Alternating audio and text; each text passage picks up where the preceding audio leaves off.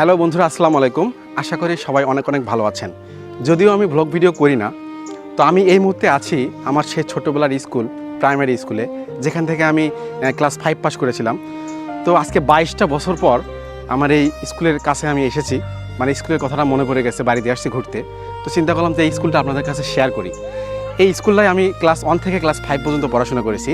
আর আমার স্কুলের হচ্ছে পুরাতন একটা ভবন ছিল, সেটা এখনও আছে, আপনাদেরকে আমি দেখাচ্ছি। এই যে ভবনটা দেখতেছেন, এটা অনেক পুরাতন। এখানে আমার দাদিরা পর্যন্ত পড়াশোনা করে গেছে এবং এখানে আমি ক্লাস 5 পাস করেছি।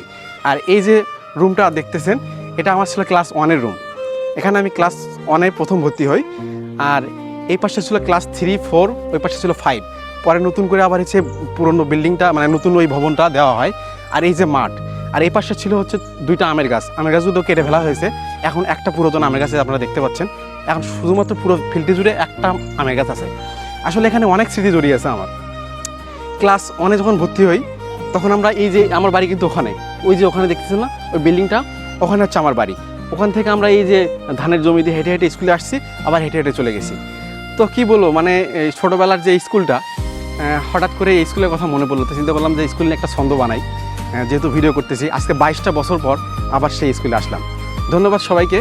আমার স্কুলটা আপনাদের কেমন লাগলো একটু জানাবেন কমেন্ট করে, আর সম্ভব হলে একটু শেয়ার দেবেন। আর আমার বন্ধুবান্ধব যারা আছেন, যারা স্কুলটা মিস করেন, যারা অনেকেই বিভিন্ন জায়গায় থাকেন, আপনাদের সম্ভব হলে বন্ধুদের কাছে অনুরোধ করবো একটু শেয়ার দিস তোরা।